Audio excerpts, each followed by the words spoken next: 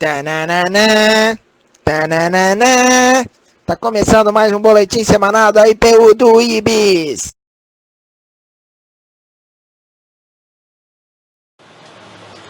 Olá, irmãos, irmãs. Para esse boletim nós queremos disponibilizar esse material sobre a história da IPU. E é um material que foi, a princípio, disponibilizado e apresentado aos adolescentes no Encontro de Adolescentes em 2013, e hoje a comunidade vai poder também relembrar a história da IPU a partir desse material. Então ele é intitulado aí @siga História da IPU, saiba o que aconteceu. Essa hashtag aí, aconteceu. Como se entra na história? É preciso fazer o login. Nós hoje em dia usando a internet, todo mundo em casa aí acessando celular, sites, redes sociais, sabe muito bem que para a gente poder usar aí os diversos dispositivos e redes, nós precisamos fazer. Então vamos fazer esse login. Nosso login, cristão, senha, presbiteriano. Então entramos aí na rede, essa rede social Engaje, Engaje na rede.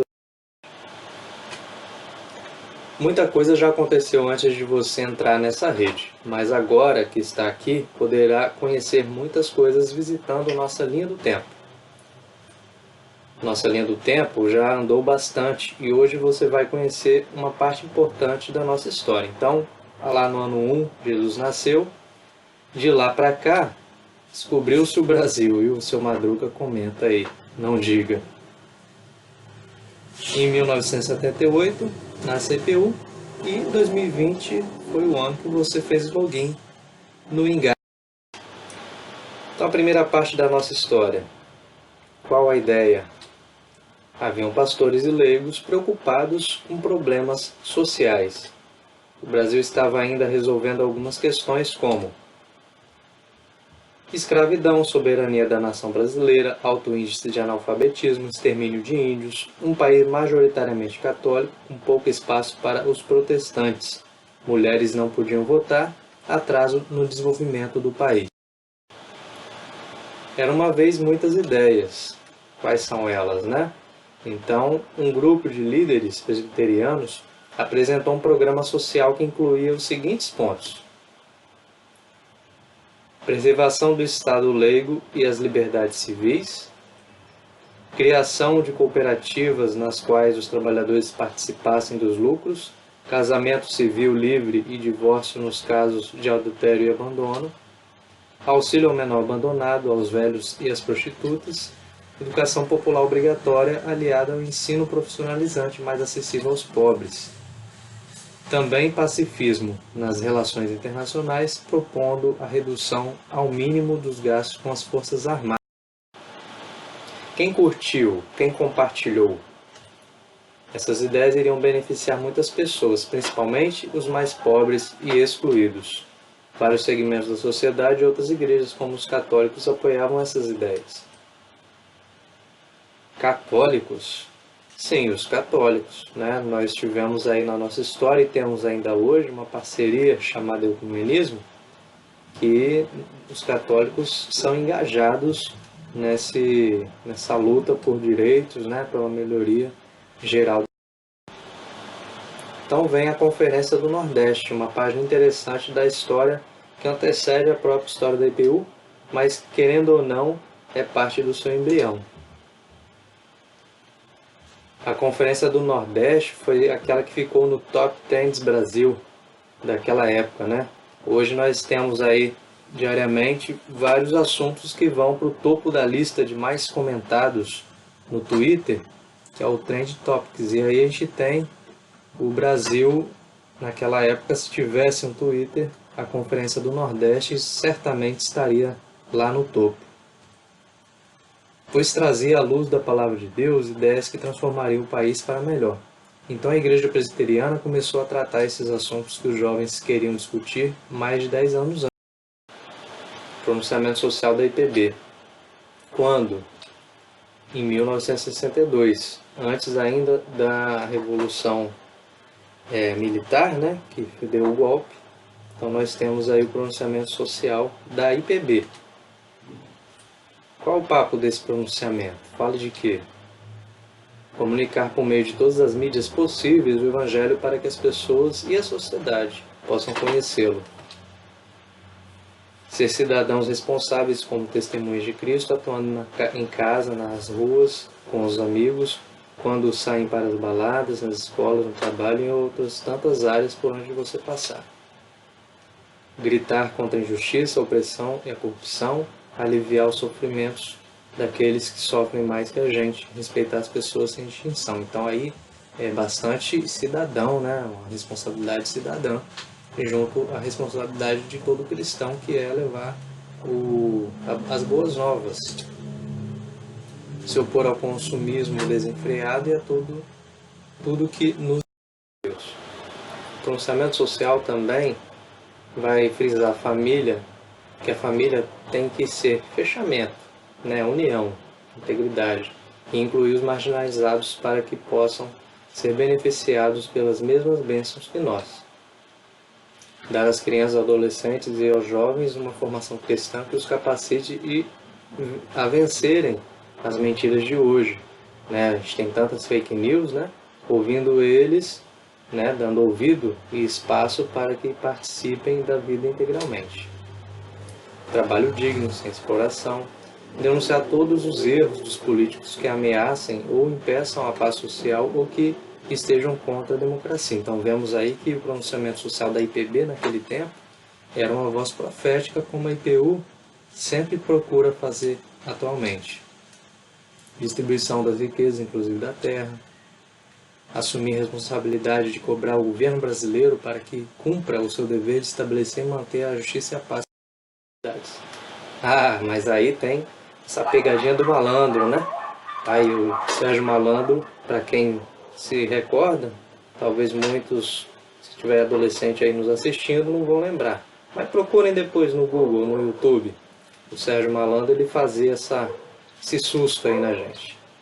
Normalmente quando as coisas elas não estavam muito colocadas de forma... Então a segunda parte da história. Ideias boas, muito boas, só que não. Só que tem gente que é fraca das ideias, a gente sabe disso. Chegou o Rapa, a ditadura militar veio e começou a pagar de dona da história. Perseguiu muita gente, inclusive pastores e outros líderes religiosos. E vocês sabem quem que se aliou à ditadura militar? Quem sabe aí? A Igreja Presbiteriana do Brasil, infelizmente, mais conhecida como IPB. Outras igrejas fizeram o mesmo, a gente poderia citar uma delas. Quem defendia liberdades, quem defendia amizade entre cristãos católicos, metodistas, assembleianos, batistas, anglicanos, casas de oração e outros a fim de realizar aquelas ideias que falamos anteriormente sobre boa educação para todos, trabalhos sociais, auxílio aos mais pobres, ajuda aos idosos, estavam sendo todos perseguidos e humilhados dentro de suas igrejas. Nós ficamos abismados como o personagem lá do Chaves, né? Minha nossa, não é possível que isso aconteceu. Igrejas trancadas, concorrentes, como foi o caso da segunda igreja de BH. Nós temos talvez outras histórias aí que alguns membros conheçam. Os fiéis tiveram que recorrer à justiça para poder cultuar a Deus e realizar a ritual. Para os militares e para a IPB, quem defendia os direitos humanos era tido como comunista, uma ameaça à nação. A lista de coisas boas que nós vimos lá desde o início, que faz bem à nação, era tido como coisa de comunista. Tinha que ser, né, todos tinham que ser calados. Muitos perderam tudo, foram expulsos de dentro da igreja. Naquela época, nós sabemos, a maioria dos pastores só tinha como sustento o trabalho na igreja. E famílias inteiras foram desfeitas e alguns passaram dificuldades extremas. Pastores que defendiam os direitos humanos e a parceria entre as várias igrejas cristãs, sejam católicas, pentecostais, batistas, eram perseguidos dentro da igreja. Muitos abandonaram os seminários e também os sonhos, como o de ser pastor a serviço de Cristo na igreja.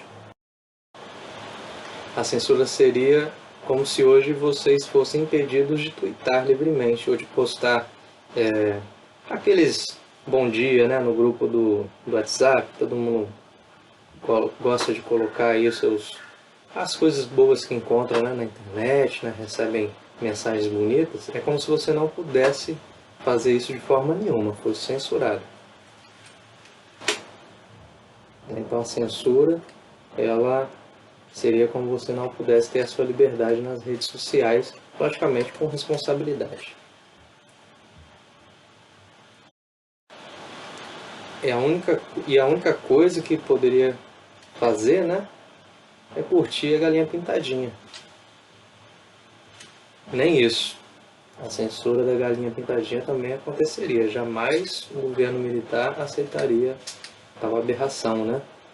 Eles fariam uma leitura aí de que a galinha pintadinha, por ter aí as cores vermelhas, talvez fosse uma comunista. O processo de separação, bullying e inquisição. Então aí, ó, quem não se lembra da Ritinha, acabou de passar, não tem muito tempo aí, no Vale a Pena Ver de Novo na Globo, a reprise da Avenida Brasil, né? E quem não se lembra como essa personagem botava o terror, né? Então, isso era como a ditadura fazia, né? Oprimindo, botando terror na vida de várias pessoas na sociedade, principalmente os mais pobres ou aqueles que eram progressistas. Com a mudança do regime político, vamos ver que quase todos aqueles que defenderam a responsabilidade social da igreja foram perseguidos, caluniados, acusados de comunistas, denunciados perante as autoridades como subversivos e comunistas. A IPB estava totalmente entregue ao regime militar, dedurando pastores e leigos, acusando-os das coisas mais feias e vergonhosas possíveis. Saudade, né? Vários pastores e líderes tiveram que sair do Brasil e viver por muitos anos exilados e distantes de suas famílias. Igrejas e presbitérios deixavam de existir pela ordem dos poderosos que ocupavam o poder na IPB, a cúpula. Toda aquela amizade entre as igrejas, inclusive com a Igreja Católica, foi sufocada. Tudo era proibido e vigiado. Seu irmão ao seu lado, ou sua irmã no banco da igreja, podia ser alguém que ia dedurar você por você defender o direito de se expressar, defender a igualdade, combater a intolerância religiosa e os preconceitos. Muitos pastores tentaram conversar de boa, mas não eram ouvidos. E viver dentro de uma igreja que era tão podre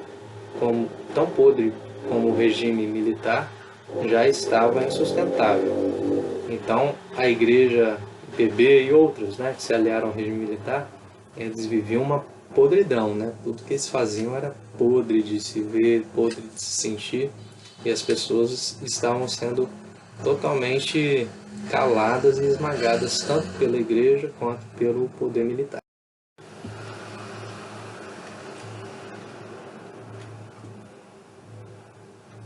Terceira parte da história, a gente poderia lembrar aqui sobre o Gangnam Style. Acho que vocês talvez não se lembrem muito bem. Depois, quem quiser pesquisar, era um coreano, um cantor pop, e que fez um sucesso repentino, né? Com dança, com uma música eletrônica, né? E ninguém entendia a letra, mas todo mundo repetia de cor. O Gangnam Style é um hit que todo mundo imita, todo mundo faz. Ou fazia, né? Hoje são outros hits. Só é divertido e faz dançar. Só tinha isso. Há muitas igrejas assim hoje, cheias de modinhas, imitações, shows e coisas mágicas. E isso acaba deixando as pessoas, quando não existe crítica, tudo é muito fácil, tudo é muito bom, né? Oba-oba. As pessoas não desenvolvem um senso crítico. Mas a nossa igreja não é uma imitação, nem um hit passageiro. Nem se parece com memes que podem se tornar viral e se espalhar muito rapidamente, chegando à popularidade no mundo inteiro e desaparecendo em poucos dias ou horas. Então nós temos a FENIP, a Federação Nacional de Igrejas Presbiterianas. Então a Igreja Presbiteriana Unida do Brasil, a IPU, nasceu no encontro de pastores, né, o seu início ainda dentro daquela luta, né, tentando procurar uma forma de não fazer, de fazer a diferença, né, na sociedade, sem ser aquela igreja opressora que era a IPB. Então, nasceu no encontro de pastores e igrejas na década de 70, 1970, em plena ditadura militar no país. Também sofreram perseguições por não se calarem frente aos desmandos tanto dos governantes quanto da liderança da Igreja Presbiteriana do Brasil, a IPB. E neste encontro, em Atibaia, São Paulo, no dia 10 de setembro de 78, pastores e lideranças das igrejas perseguidas de São Paulo, Rio de Janeiro, Bahia, Minas Gerais e Espírito Santo puderam, à semelhança do reverendo Martin Luther King, expressar em palavras: eu tenho um sonho. Sonho de uma igreja reformada, sempre se reformando, que não fica parada no tempo, mas que tem coragem de mudar, sempre para melhor servir a Deus e ao próximo.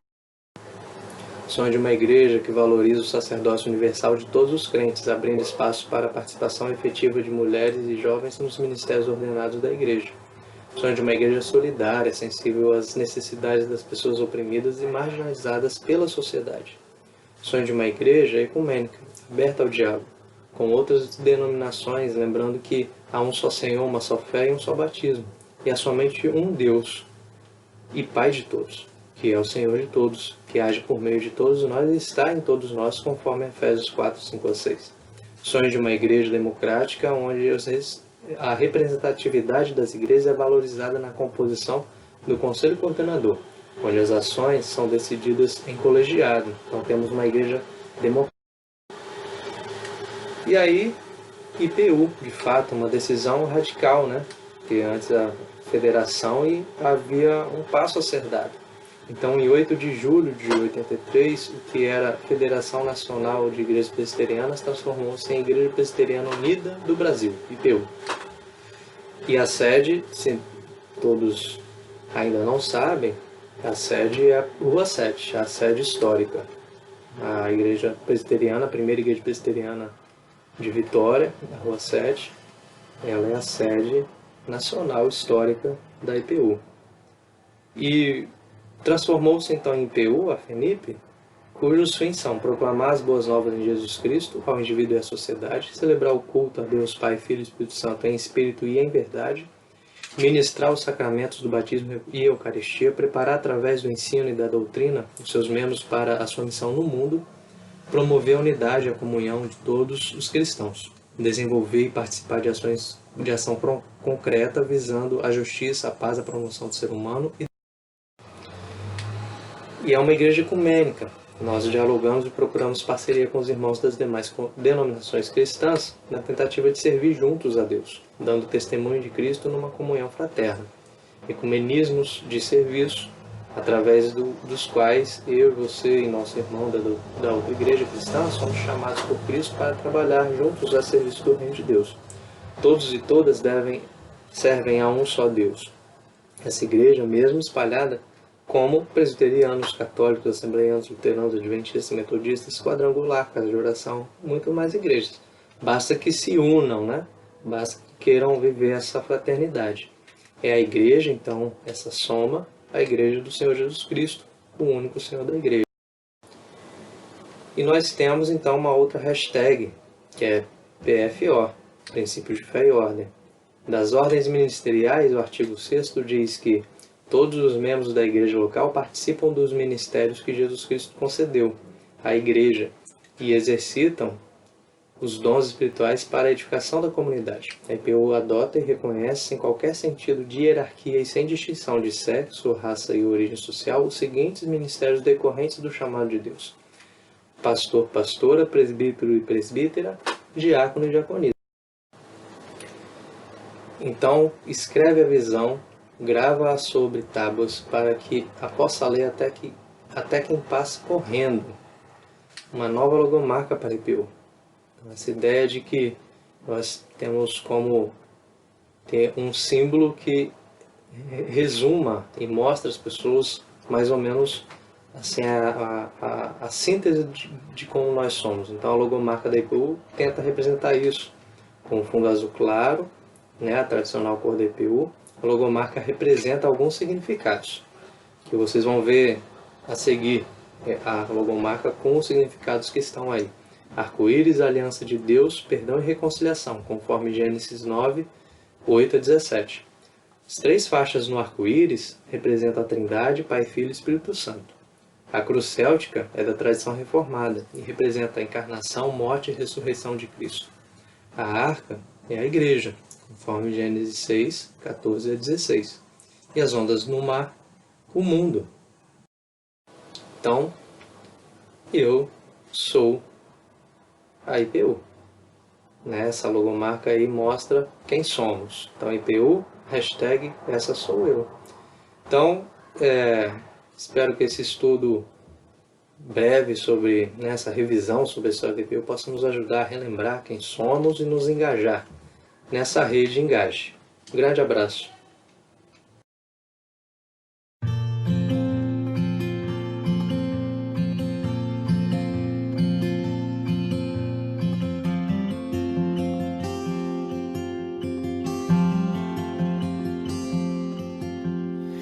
Cedo me acordo a oração, é o coração que tá apertado para ver um mundo diferente da notícia repetida da televisão. Eu me pergunto onde é que foi, alguém me explica por favor, onde é que foi que nós desaprendemos a viver em união.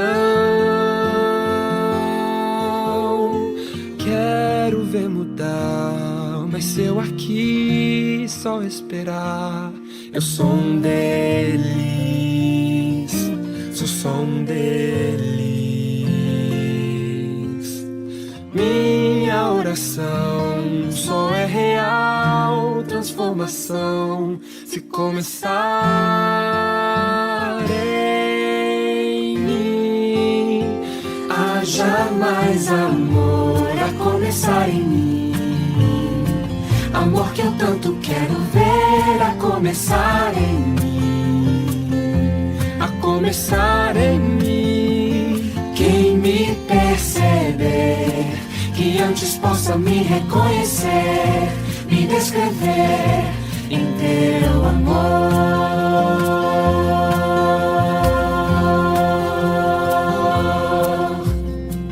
E se tivesse mais perdão, se no lugar de apontarem tantos erros fossem estendidos mais abraços, mais olhares de aceitação, se não mais tanto tempo em vão, se nosso bem mais precioso não faltasse quando pra ouvir, pra entender o meu irmão.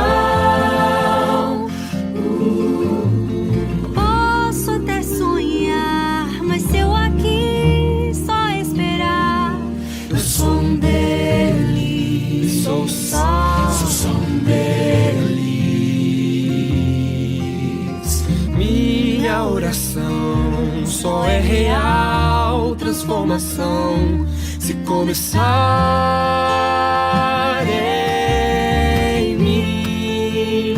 Haja mais amor a começar em mim, amor que eu tanto quero ver a começar em mim, a começar em mim. Perceber que antes possa me reconhecer, me descrever em teu amor.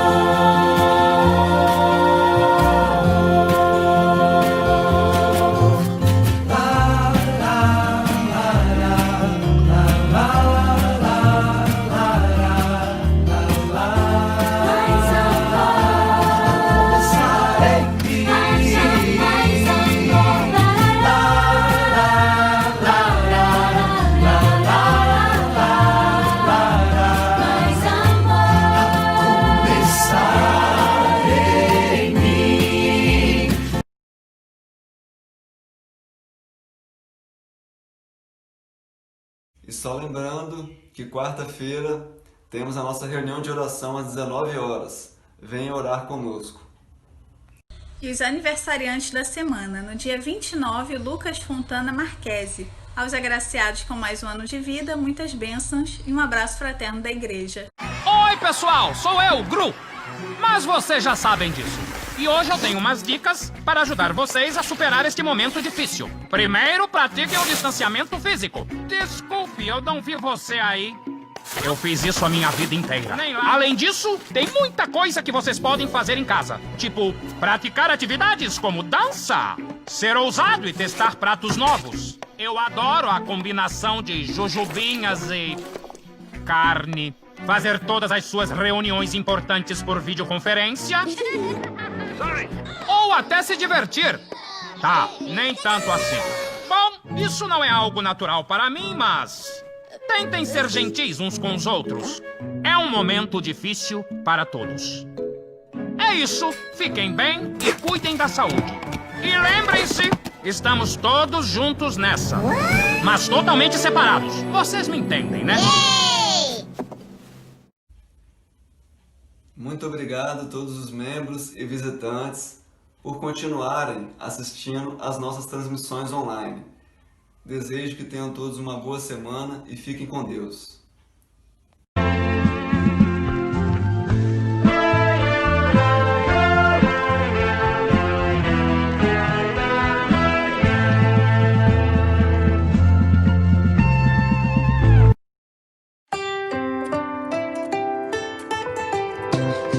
E de repente tudo mudou, o mundo inteiro quase parou.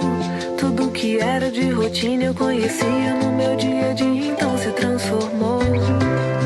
Um inimigo se aproximou e foi testando tudo que eu sou. A paciência, a coragem, as certezas e até a minha fé. Mas minha esperança é maior que todo o medo. Eu sei que vai passar se a gente fizer tudo direito. Quero abraçar quem eu amo, voltar a ter os meus planos e acordar dos enganos que eu criei, sem saber que a vida é mais que pensamos e tudo que precisamos é aprender com os danos que o mundo inteiro é um só. Somos uno. We are one. Somos todos Em viola, alle Welt. Somos todos uno solo. Todos somos uno. Wir sind alle nur eins. Diácono, todos somos uno. Somos só Είμαστε ένα. Israel la muet. Somos todos uno solo. We are all one. Somos uno. Cuide do seu corpo, alimente sua fé. Brinque com seus filhos, faça tudo o que puder. Pra gente passar logo com essa dor que é do mundo. E a luta continua de segundo a segundo. Os anjos de jaleco estão se arriscando pra nos salvar. E cada vida em risco deve importar. Por todos nós, por cada um de nós. Faça sua parte porque nunca estamos sós. Quero abraçar quem eu amo, voltar a ter os meus planos e acordar dos enganos que eu criei, sem saber que a vida é mais que pensamos e tudo que precisamos é aprender com os danos que o mundo inteiro é um só. Um só. O mundo inteiro é um só. Que o mundo inteiro é um só. Um só. O mundo inteiro é um só. Que o mundo inteiro é um só.